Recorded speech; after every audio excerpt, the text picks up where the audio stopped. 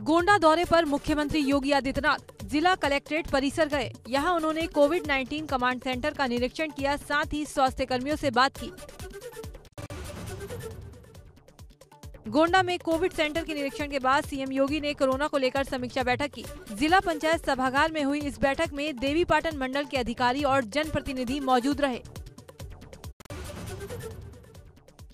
भारत में लगातार घट रहा कोरोना के नए केस का आंकड़ा, लेकिन मौतों की बढ़ती संख्या ने बढ़ाई परेशानी। बीते 24 घंटे में 2,22,315 नए केस सामने आए। 4,454 लोगों को ली गया कोरोना। 3,02,544 लोग जीते कोरोना से जंग। 84,683 एक्टिव केस कम।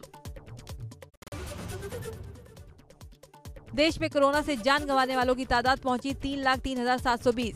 अब तक 2,67,52,447 लोग हो चुके कोरोना संक्रमित। एक्टिव केस हुए 27,20,716। कुल डिस्चार्ज 2,37,28,000। 23 मई तक 19,60,51,962 कोरोना वैक्सीनेशन। बीते दिन 9,42,722 टीके लगाए गए। अब तक 33,05,00,000 से ज्यादा कोरोना टेस्ट किए जा चुके हैं। एक दिन में 19 लाख से ज्यादा कोरोना सैंपल टेस्ट। मृत्यु दर 1.13%। तो रिकवरी रेट 88% से ज्यादा। यूपी में लगातार बढ़ रहे ब्लैक फंगस के मामले। पिछले 24 घंटे में ब्लैक फंगस के 75 नए केस दर्ज किए गए। अब तक प्रदेश में ब्लैक फंगस के 581 मामले सामने आ चुके हैं। यूपी में राष्ट्रीय औसत से काफी पीछे है कोविड वैक्सीनेशन। इसको लेकर केंद्रीय स्वास्थ्य मंत्रालय ने यूपी सरकार को लिखा पत्र। यूपी में कोविड वैक्सीनेशन में तेजी लाने को कहा। नोएडा, महोबा, बागपत में वैक्सीनेशन की रफ्तार को भी सराहा। यूपी में कोरोना की तीसरी वेव की तैयारी के लिए मैन पावर निर्धारित। 10 बेड के पीआईसीयू पर 10 नर्स और 6 डॉक्टर होंगे तैनात। हर शिफ्ट में 2 डॉक्टर और कम से कम 3 नर्स रहेंगी। 6 वार्ड बॉय और सफाई कर्मी भी तैनात होंगे। यूपी के सभी विधायकों और सांसदों से मुख्यमंत्री योगी आदित्यनाथ की अपील। अपने क्षेत्र में गोद लें एक प्राथमिक या सामुदायिक स्वास्थ्य केंद्र। लगातार निरीक्षण करें जनप्रतिनिधि। आरटीपीसीआर जांच के बाद पोर्टल पर ब्यौरा दर्ज करने में लापरवाही। पोर्टल पर दर्ज 8,876 का ब्यौरा गलत होने से कांटेक्ट ट्रेसिंग प्रभावित।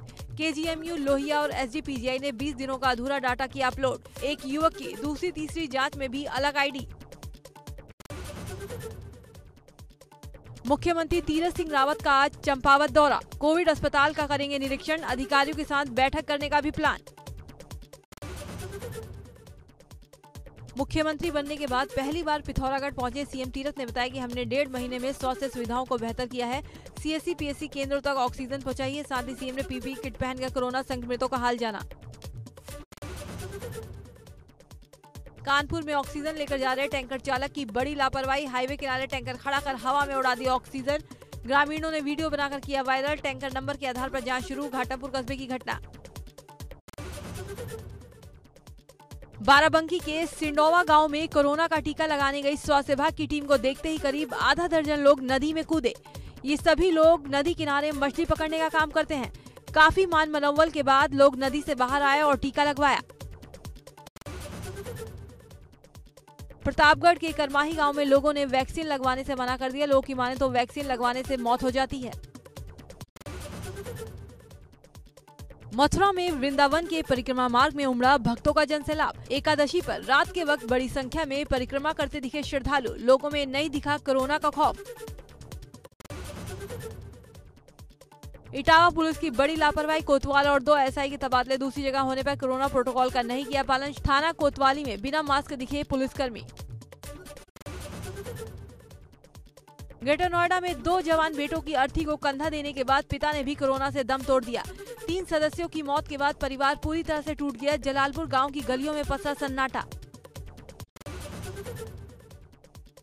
नोएडा में ब्लैक फंगस की जरूरी दवाइयों और इंजेक्शन की कालाबाजारी शुरू। थाना सेक्टर 58 पुलिस ने ऐसे ही गिरोह के 2 अभियुक्तों को गिरफ्तार किया। इनके कब्जे से 2 इंजेक्शन बरामद। झांसी के बबीना से भाजपा विधायक ने सीएम को पत्र लिखकर प्रशासन पर सवाल उठाए।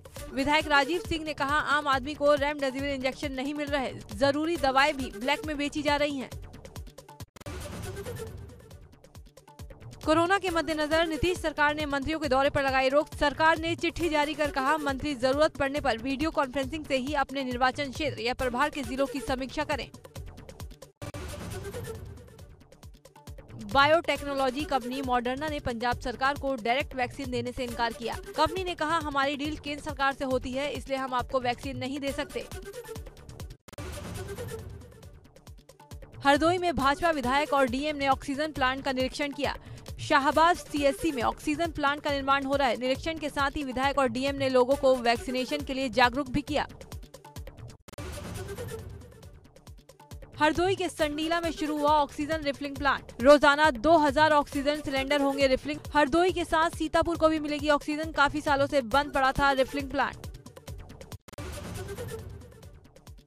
बागपत में बड़ौत के मेडिसिटी अस्पताल में सांसद सत्यपाल सिंह और डीएम राजकमल यादव ने ऑक्सीजन प्लांट की शुरुआत की।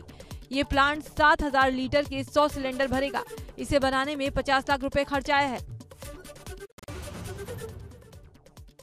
रुद्रप्रयाग में केदार घाटी के माधव अस्पताल को बनाया गया कोविड सेंटर। कोविड सेंटर में एम्स के साथ डॉक्टरों और प्रशिक्षित स्टाफ नर्सेज भी सेवाएं देंगी।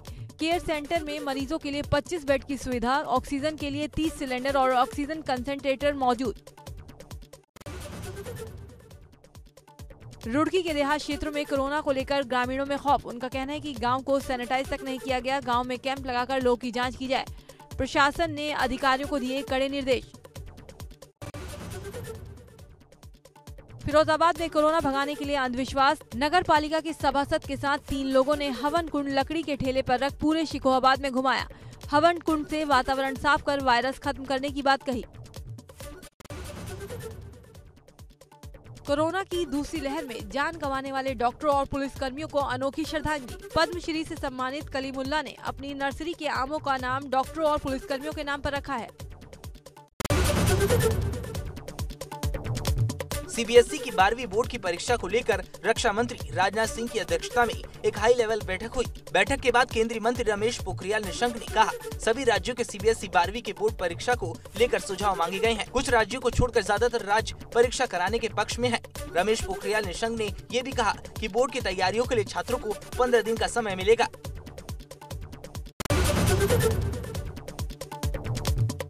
यूपी के जल शक्ति मंत्री डॉक्टर महेंद्र सिंह ने सीतापुर से 80 किलोमीटर दूर लहरपुर और मोहम्मदाबाद तहसीलों का दौरा किया और निर्माणाधीन बाढ़ राहत कार्यों का जायजा लिया। साथ ही उन्होंने अफसरों को आवश्यक निर्देश भी दिए।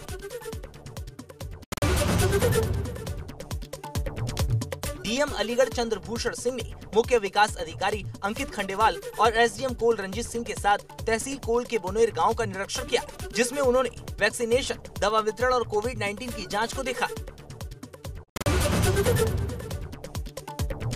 बस्ती में शिवा हॉस्पिटल पर एसडीएम और पुलिस की संयुक्त टीम ने छापा मारा। यहाँ बिना लाइसेंस के हॉस्पिटल संचालित हो रहा था। 18,000 रुपए एक मरीज से आईसीयू चार्ज लिया जा रहा था। हॉस्पिटल को सील कर नर्सिंग होम के मालिक की तलाश में पुलिस जुट गई है।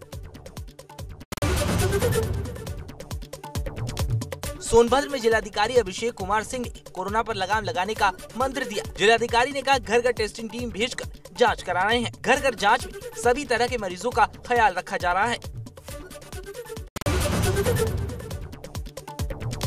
मेरठ के खानपुर गांव में कोरोना महामारी के दौरान गांव में पिछले 1 माह में करीब 25 लोगों की मौत हो गई है। गांव की लोकप्रिय अंग्रेजी शिक्षिका की मौत के बाद गांव के युवाओं ने कोरोना से लड़ने की रणनीति बनाई और मौतों का सिलसिला रोक दिया। फिलहाल गांव में 3 कोरोना पॉजिटिव मरीज हैं।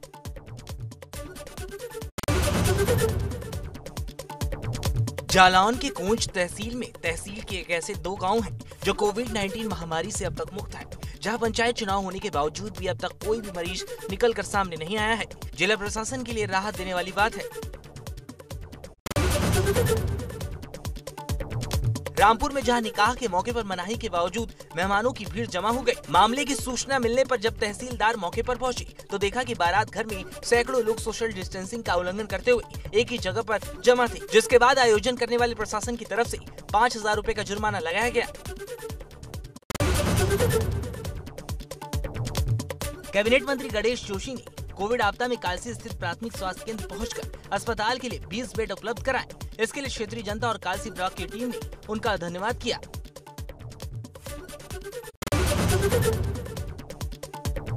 अमरोहा के जिलाधिकारी उमेश मिश्रा ने जिला अस्पताल में ब्लैक फंगस और तीसरी लहर से निपटने के लिए तैयारियों का अचौक निरीक्षण किया, जहां पर उन्होंने अधीनस्थों को जरूरी दिशा निर्देश दिए।